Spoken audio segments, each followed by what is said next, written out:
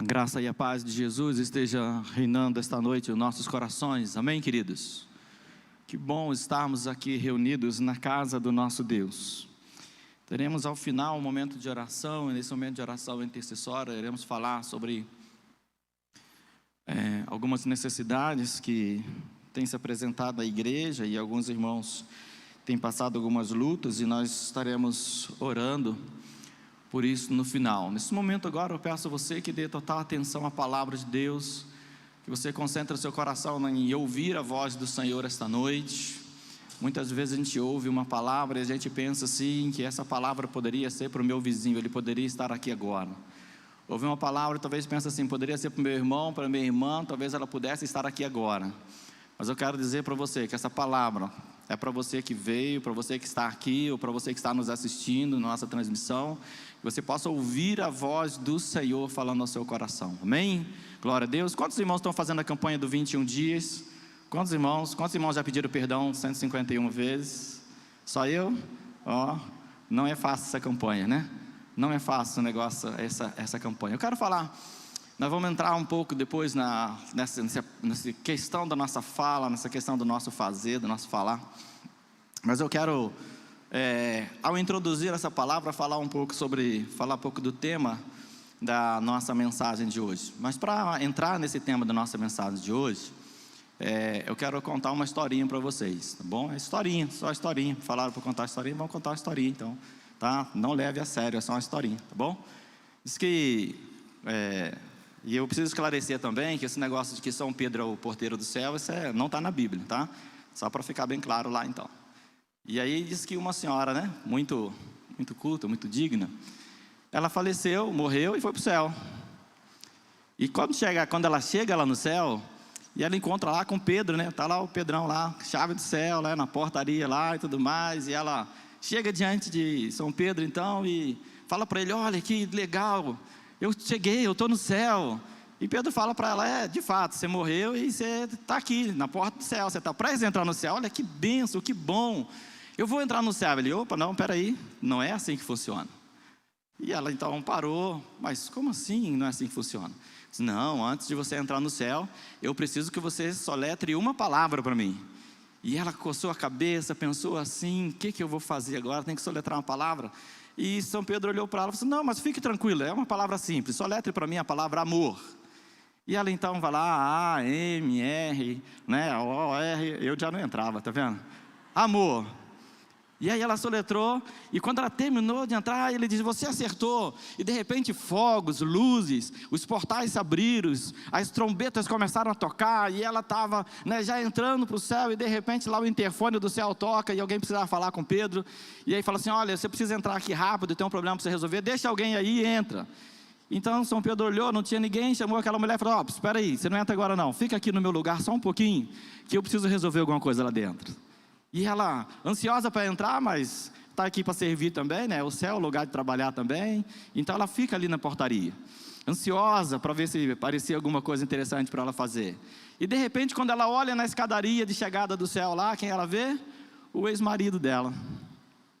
O ex-marido dela vem subindo devagar e pensando assim, o que está acontecendo? E de repente está de cara com ela, olha para ela e fala assim, o que está acontecendo? E ela falou assim, mas você aqui? Ela falou para ele. Sim, eu estou aqui, não sei o que aconteceu, eu acho que eu morri. Eu estava jantando com a minha atual esposa lá e de repente engasguei e cheguei aqui. Aí então a mulher falou assim, olha, você morreu, de fato eu tenho que falar para você, você morreu, você chegou no céu. E eu falei assim, então olha aqui, mas pelo menos cheguei no céu, então deixa eu entrar, eu vou entrar. Eu não quero ficar conversando com você, eu quero entrar. Eu falei, não, peraí, não é assim. Você tem que soletrar uma palavra. Aí ele falou assim, soletrar uma palavra também? E que palavra é que eu tenho que soletrar? Ela pensou e falou para ele, Arnold Schwarzenegger. Mudando de direção na última hora. Queridos, abra comigo a sua Bíblia lá no Evangelho de Lucas. Capítulo 23. Evangelho de Lucas, capítulo 23, a partir do versículo 33.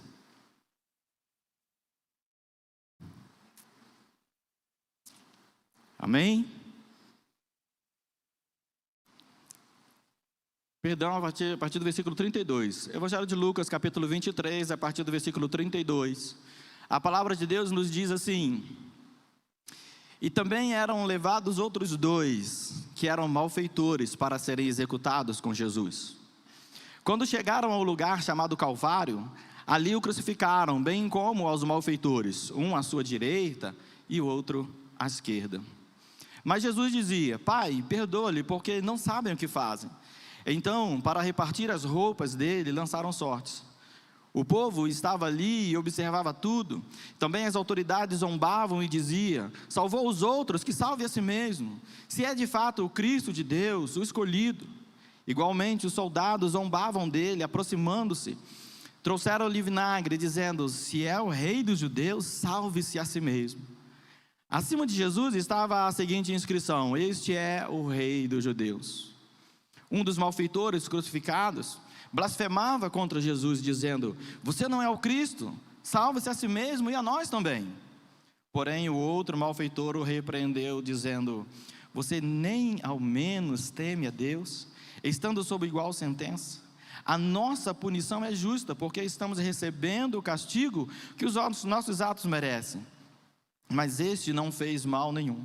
E acrescentou: Jesus, lembre-se de mim quando vier no seu reino.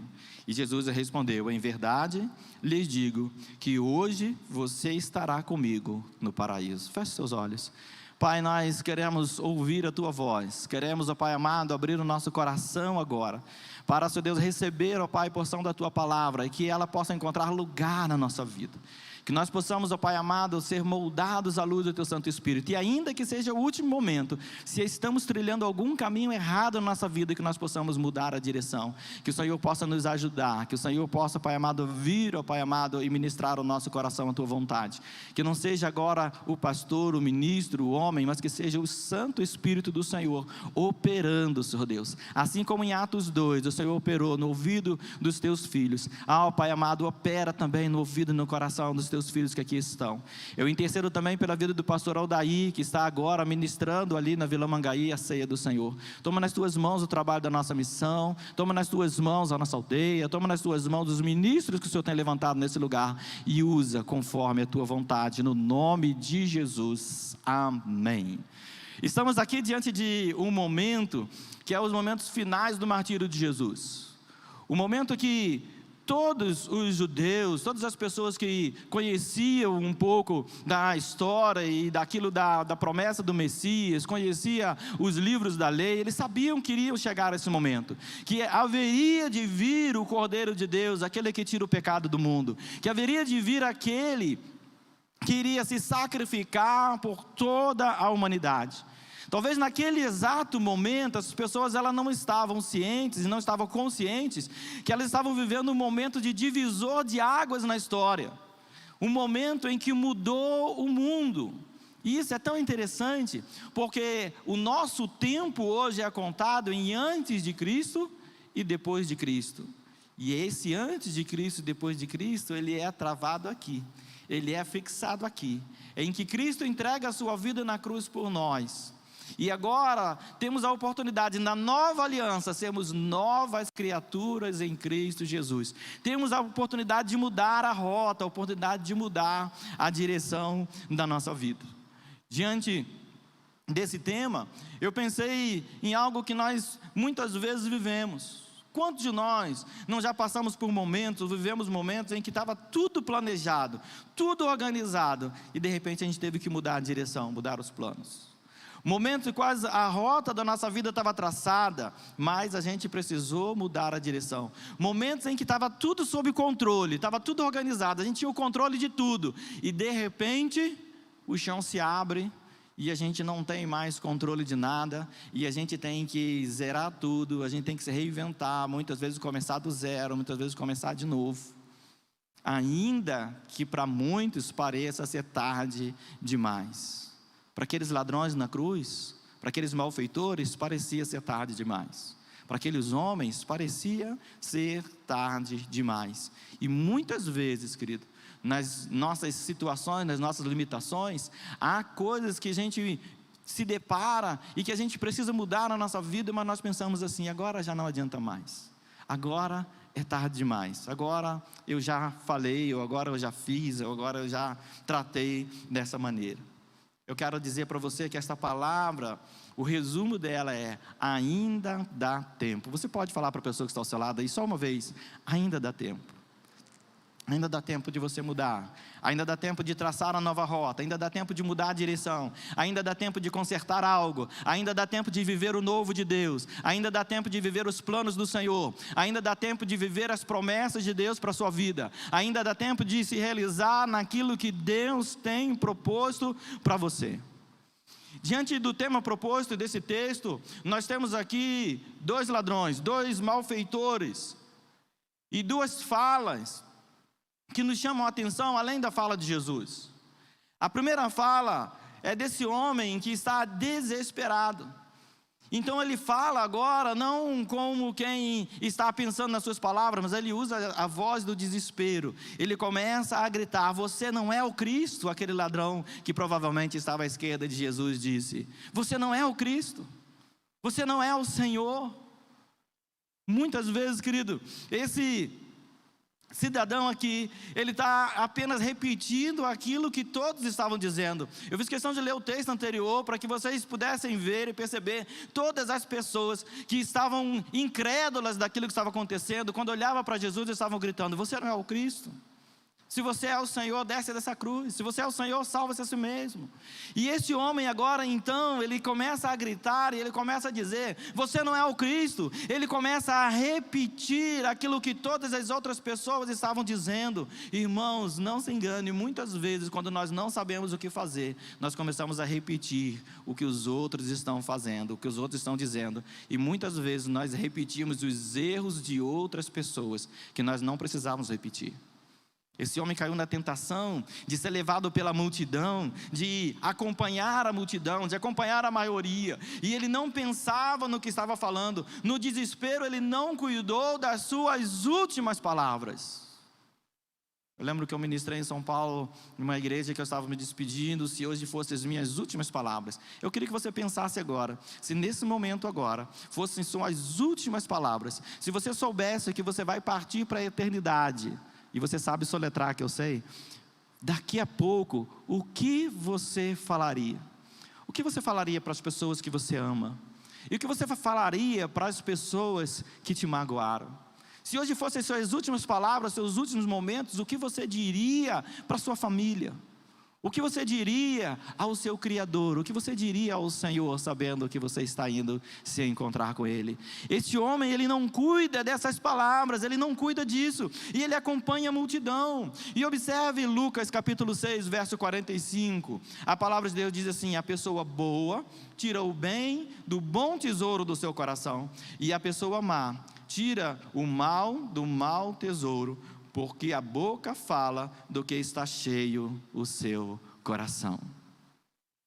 Muitas vezes, querido, quando nós nos permitimos ser levados pela multidão, quando nós nos permitimos ser levados pelo pensamento alheio, pelo senso popular, por aquilo que é senso comum entre todas as pessoas, nós estamos trilhando um caminho errado, mas a gente insiste em dizer: todo mundo faz, todo mundo diz, todo mundo erra, e eu também vou seguir esse mesmo caminho. Esse homem, ele caiu nessa tentação. Esse homem, ele caiu nessa cilada de não sondar o próprio coração, mas de repetir o que todas as outras pessoas estavam dizendo. Alguém chega para você e fala mal do vizinho dele, talvez você nem conhece direito, mas você já ouviu alguém mais reclamar, e você diz assim: o fulano também falou isso, ou o ciclano também falou isso, e você não conhece, e você não está falando com propriedade, você não tem entendimento do que você está falando, você não sonda as suas palavras, mas você acaba repetindo aquilo que muita gente ouvi dizer, estão dizendo por aí. O senso comum concorda com você. Queridos, precisamos mudar isso. Precisamos fazer a diferença, precisamos ser diferente, precisamos usar esses 21 dias, do qual hoje já é o 14º, para mudar essas coisas na nossa vida. A segunda coisa que esse homem no seu desespero fala é: salve a você mesmo. Esse homem, ele não pensa no que está falando, além de repetir o senso comum, ele estava desafiando a Jesus, tentando o Criador, sem perceber que estava duvidando do poder de Deus. Muitas vezes, querido, nós duvidamos do poder de Deus sem nós percebermos. Satanás agora tem poder sobre Jesus para tentá-lo, não para destruí-lo, mas para tentá-lo. Jesus sai dos seus 40 dias de jejum e oração. E ele agora, a palavra de Deus diz que ele é levado ao deserto para ser tentado. E agora, no deserto, Satanás olha para Jesus e diz assim: faz com que essas pedras se transformem em pão. Lança-se deste precipício, porque o Senhor dará ordem aos seus anjos. Mas Jesus, ele não se deixa levar pelo senso comum.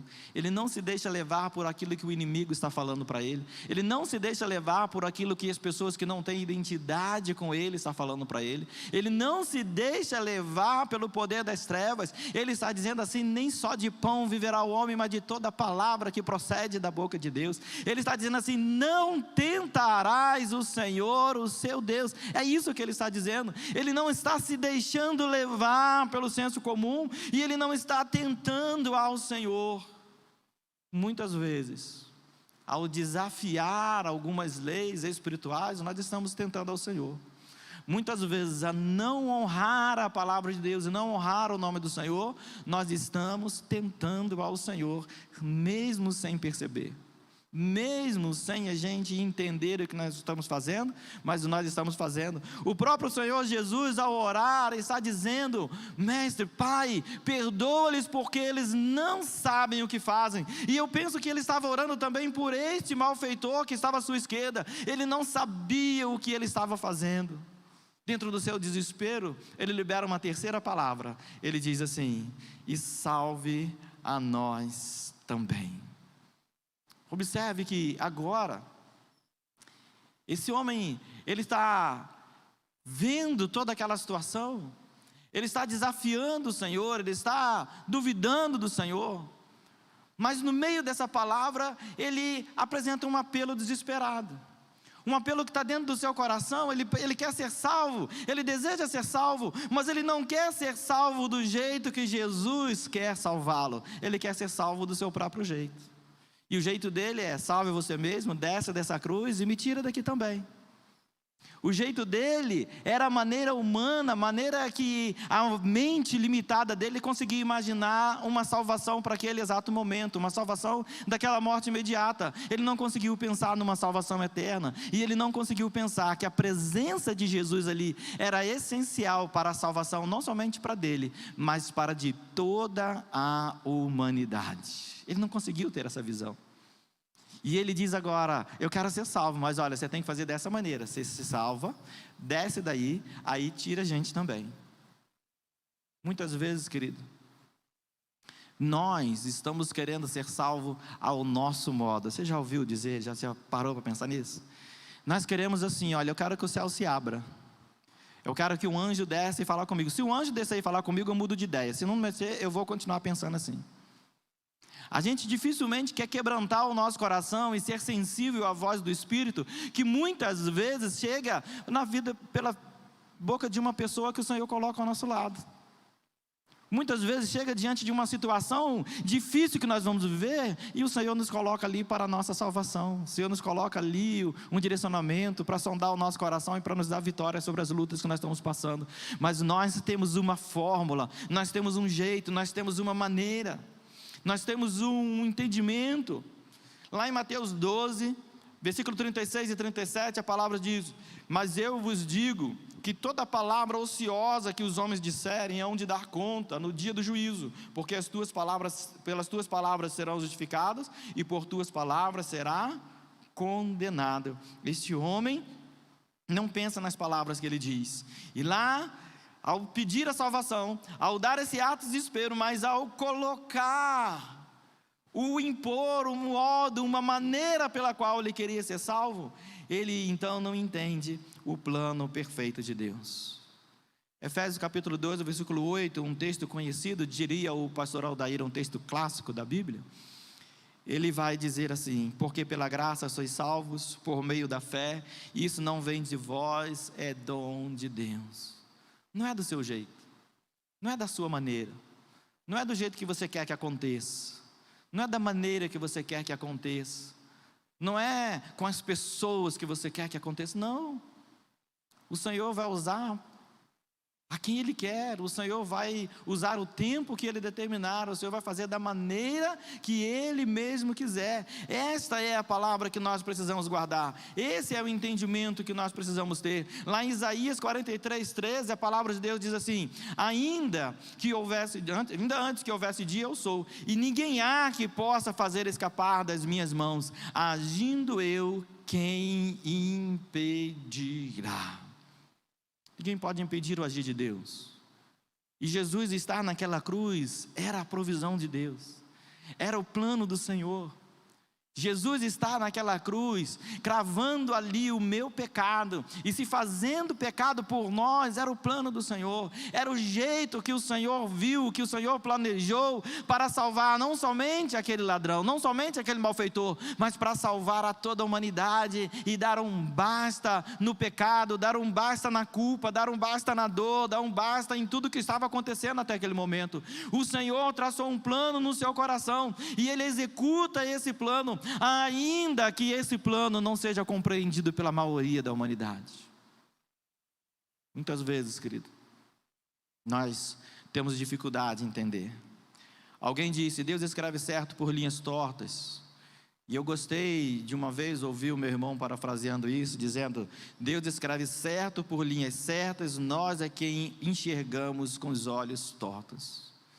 Porque a gente enxerga pelo filtro da lente humana, a gente enxerga com os nossos conceitos, com os nossos preconceitos, e a gente quer que as coisas aconteçam do jeito que eu quero que seja.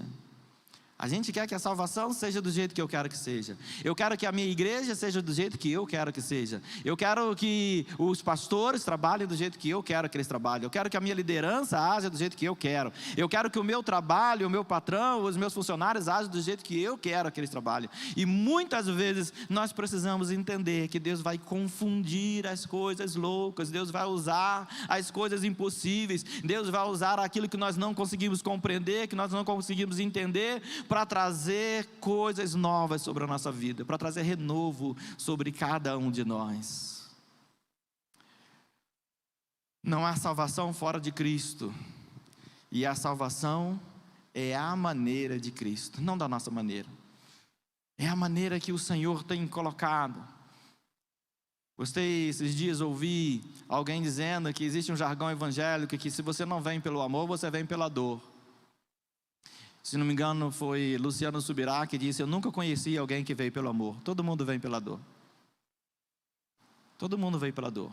Ou veio pela sua própria dor, ou veio pela dor de Cristo na cruz. Mas todos foram trazidos pela dor.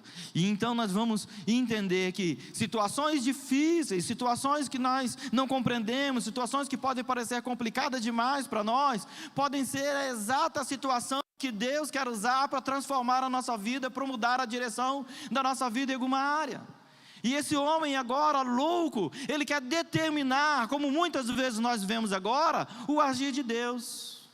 Já ouviu alguns profetas desse tempo dizendo: eu determino a cura, eu determino a prosperidade, eu determino a bênção, eu determino a vitória, eu determino tantas coisas, que a palavra de Deus não deu autoridade para a gente determinar sobre Deus, sobre o que Ele vai fazer. Não deu autoridade. Não deu autoridade. A palavra de Deus diz que se nós clamarmos, se nós orarmos ao Senhor, a oração do justo pode muito em seus efeitos. Senão ela diria assim: determina que a enfermidade vai embora. Não tem isso. O que está na palavra de Deus é: clama a mim e responder-te-ei, anunciar-te-ei coisas grandes e firmes que não sabes, mas que eu te mostrarei. Muitas vezes a enfermidade, muitas vezes o desemprego, muitas vezes a porta fechada, muitas vezes as coisas dando errado, é para que você pare um pouco e entenda que, ainda que pareça ser tarde demais, é hora de mudar a direção, é hora de mudar. Você não pode continuar com seu coração duro. Mas à direita de Jesus havia um outro malfeitor. À direita de Jesus havia mais alguém. E esse outro alguém agora vai proferir também algumas palavras que nos chamam a atenção. E a primeira palavra que ele diz então é repreendendo o outro que está na outra cruz, na terceira cruz. Repreendendo esse outro, ele diz assim: você nem ao menos teme a Deus. Você nem ao menos teme a Deus. As nossas palavras vão denunciar se nós tememos a Deus ou não. As nossas palavras, o nosso agir diário vão mostrar para as pessoas se nós somos servos de Deus ou não. Aquele homem, ao ouvir o outro, diz: você nem ao menos, você teme a Deus.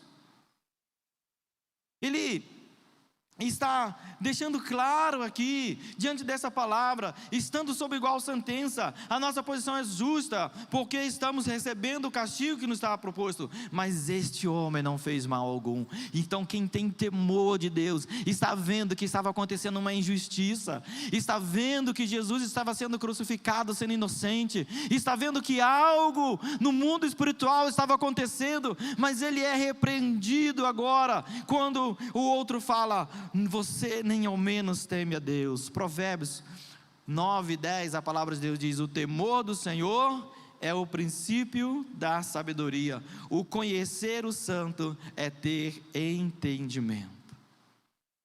Algumas pessoas falam que o mal do século é o câncer, outras pessoas falam que o mal do século é a depressão, outras pessoas falam que o mal do século é a corrupção, mas eu quero dizer para você que, a meu ver, o mal do nosso século, o mal da nossa geração, é a falta de temor do Senhor. A humanidade tem perdido o temor do Senhor. A humanidade tem esquecido a mão de Deus. Queridos, quando eu paro para pensar que no ano de 2019, na Marquês de Sapucaí, se arrastava uma cruz, a figura imaginada de Satanás chutando e jogando a figura de Jesus para um lado e para o outro, pessoas queimando cruzes no meio da Marquês de Sapucaí,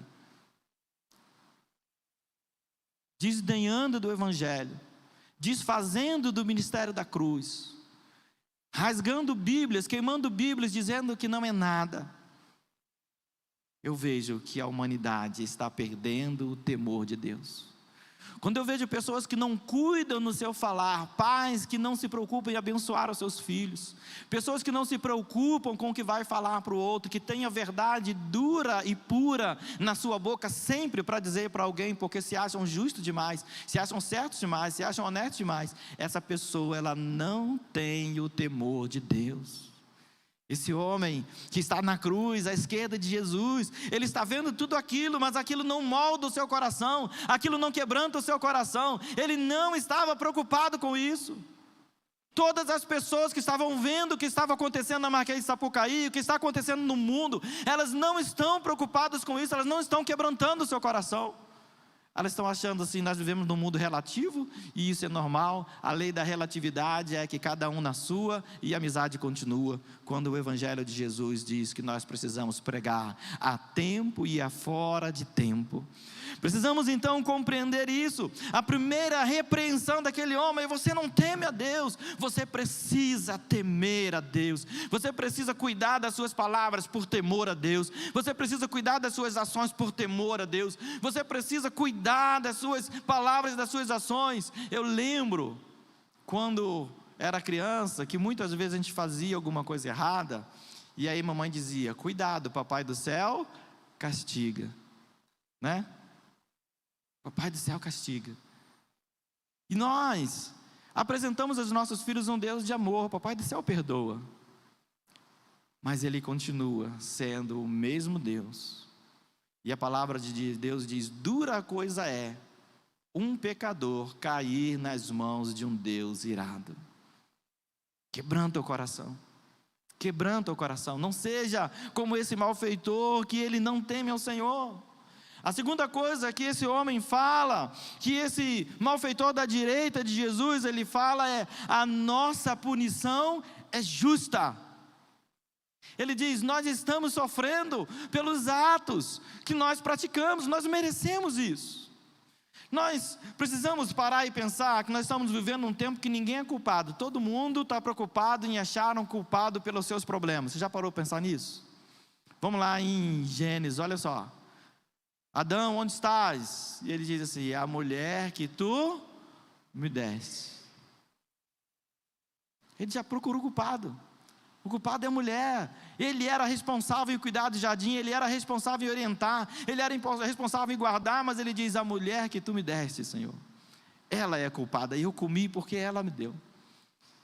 E assim, nós dizemos: olha, meu esposo fez eu fazer isso, olha, mas foi meus pais que fizeram eu fazer isso, olha, mas foi meu patrão que fez eu fazer isso, eu só fiz porque eu fui obrigado a fazer, ou só falei porque não tinha mais o que falar. E aí a gente está sempre outorgando a nossa responsabilidade pelos nossos erros, pelas nossas falhas, pelos nossos fracassos a alguém, quando na verdade a gente precisa olhar para dentro de nós mesmos e fazer uma introspecção, porque muitas vezes, querido, nós estamos sofrendo por coisas que nós mesmos criamos. John Maxwell, ele vai dizer que a maioria das nossas cadeias foram construídas pelas nossas próprias mãos. Gostei de um pastor que disse assim: olha, você está com problema financeiro? Não foi Jesus que foi lá na Casa Bahia comprar. Não foi Jesus que foi lá na Renner fazer prestação. Ele vai te ajudar, ele vai te dar sabedoria, vai te dar o escape. Mas você precisa entender que enquanto você não compreender a sua responsabilidade pessoal, nada vai mudar na sua vida. Aquele homem à direita de Jesus, ele entendia: olha, eu estou aqui, eu estou passando por esse momento agora, mas a minha punição é justa. Observe lá em Lucas capítulo 15, do verso 17 ao 19, a palavra de Deus diz assim: e caindo em si, disse: quantos trabalhadores do meu pai têm pão para com fartura, e eu aqui estou morrendo de fome. Vou me arrumar, voltar para o meu pai e lhe dizer: pai, pequei contra Deus e diante do Senhor, já não sou digno de ser chamado seu filho, trata-me como um dos seus trabalhadores. O filho pródigo tem um insight. O filho pródigo tem um toque. O filho pródigo, ele tem um entendimento. E a palavra em Lucas 15, 17 diz: caindo em si. Algo que está dentro do coração dele. Ele olha e diz assim: o que eu fiz? Quantas vezes, querido, você passou por essa experiência de olhar e dizer assim: o que eu fiz da minha vida? Eu assinei aquele documento, o que eu fiz? Eu falei para aquela pessoa tal coisa, o que eu fiz? Eu desfiz de algo que não deveria, o que eu fiz? O que eu fiz? Cair em si, tomar a responsabilidade, ter o entendimento de que você errou, de que você falhou. Salmo 51, verso 3 e 4, a palavra de Deus vai dizer assim: pois eu conheço as minhas transgressões, e o meu pecado está sempre diante de mim, porque contra ti somente pequei, e fiz o que é mal aos teus olhos, de maneira que serás tido por justo no teu falar, e puro no teu julgar. Salmista Davi, depois de ter cometido o pecado de adultério com Betseba, e depois de ter sido repreendido por Natã, entra no quarto e chora 3 dias, e ali ele escreve esse salmo. Ali ele fala esse salmo: olha, eu pequei, eu falhei, e eu falhei de tal forma, Senhor, que se a mão do Senhor pesar sobre mim, o Senhor está certo. Se a mão do Senhor pesar sobre a minha vida, se o Senhor falar algo, sem alguma sentença contra mim, o Senhor é justo no teu falar. Mas lá no versículo 10 ele diz: cria em mim, ó Deus, um coração puro. Cria em mim, ó Deus, um espírito inabalável. Ele não joga os pontos, mas ele reconhece a sua falha, ele reconhece o seu erro, ele reconhece as suas dificuldades. Querido, nós não podemos viver a nossa vida transferindo culpa para os outros. Nós não podemos viver a nossa vida transferindo a responsabilidade das nossas falhas, dos nossos fracassos para os outros. O segredo do sucesso está em você reconhecer aonde você falhou, você se levantar, pedir perdão, começar de novo e não errar mais. Quando alguém leva a mulher adúltera para Jesus, Jesus fala: atira a primeira pedra quem não tem pecado. De repente ele olha e não tem mais ninguém. Ele olha para a mulher e diz: cadê os seus acusadores? Foram embora. E ele diz: vai e não peques mais. Muda a rota, muda de atitude, muda de palavra, muda de direção, muda de pensamento, muda as suas ações. Aqui, este homem agora, ele está reconhecendo: nós somos culpados, eu e você estamos aqui pelo mal que nós fizemos, e nós não podemos continuar a nossa vida dessa maneira. Era necessário alguém parar a gente, porque senão a gente ia fazer coisa pior. A terceira palavra desse homem é: mas ele, se refere a Jesus, mas este homem, ele é inocente. A mesma facilidade que a gente tem de colocar a culpa nos outros, é a mesma dificuldade que nós temos de achar a inocência dos outros. Nessa nossa tentativa de achar culpados, muitas vezes a gente pune o inocente. Sabe por quê? Porque a grande maioria das vezes o culpado somos nós mesmos. E a gente então aponta o dedo para quem não merecia. E nós precisamos reconhecer as pessoas à nossa volta, olhar para as pessoas à nossa volta e reconhecer a pureza de Deus nelas, reconhecer a pureza do Espírito de Deus nelas. Aquele malfeitor olha para Jesus e diz: ele é inocente, ele está aqui sem ter feito nada, ele está aqui pagando o preço que não é dele, era meu e seu preço, ele está pagando, ele está aqui cumprindo o que está escrito lá em Isaías capítulo 53, versículo 6, olha, diz a palavra: todos nós andávamos desgarrados como ovelhas, cada um se desviava pelo seu próprio caminho, mas o Senhor fez cair sobre ele a iniquidade de todos nós.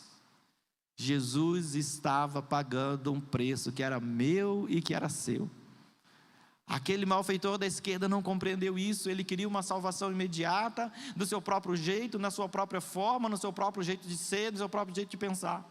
Mas aquele homem da direita olha e diz: nós estamos diante de um homem inocente, e nós precisamos agora reconhecer que ele é inocente. Não adianta a gente tentar se igualar a ele, nós não estamos no mesmo pé. Ele está sendo injustiçado, enquanto contra nós está acontecendo a justiça dos homens.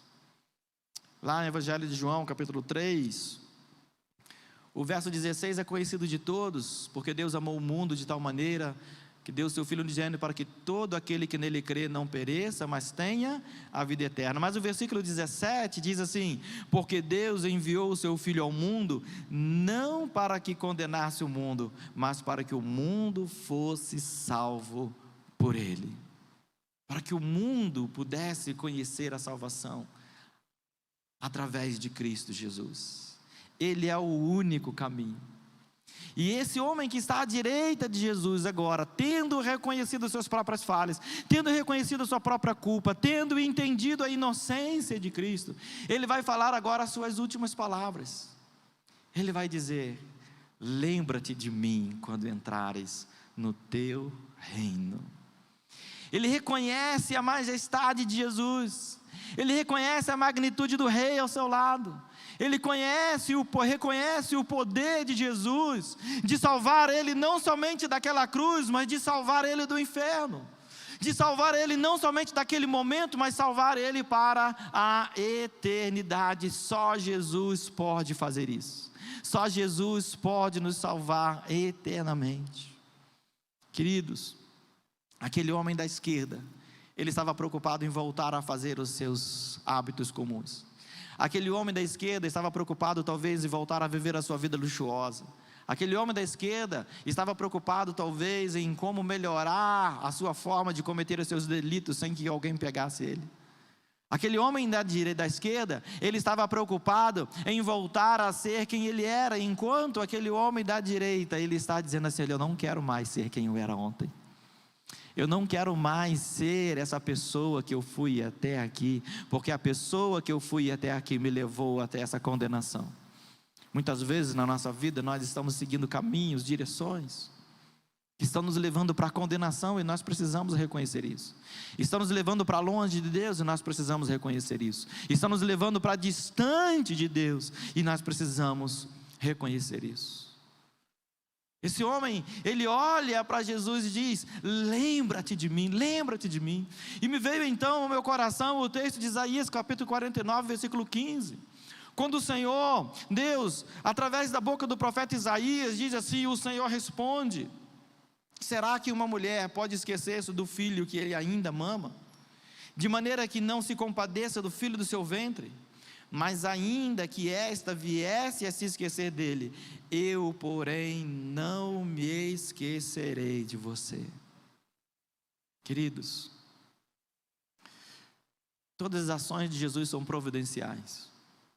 E até o último momento da vida de Jesus, quando ele tem um encontro, antes dele dizer está consumado, ele está ali com o propósito de salvar aquele pecador que quebranta o seu coração e que reconhece a soberania de Deus, e reconhece o poder de Deus, e reconhece que estava errado e quer uma vida nova em Cristo Jesus. Parecia ser o último momento, parecia ser o último segundo, parecia não ter mais jeito. Talvez na visão e no entendimento daquele homem que estava à esquerda de Jesus, não havia mais nada que pudesse ser feito, mas agora, esse homem olha e diz: quando entrares no teu reino, lembra-te de mim. E a resposta de Jesus para ele é: ainda hoje, você estará comigo no paraíso. Jesus começa a ser crucificado por volta das 9 horas da manhã. O texto bíblico diz que às 3 horas da tarde, por volta das 15 horas, ele diz: está consumado, e entrega o seu espírito.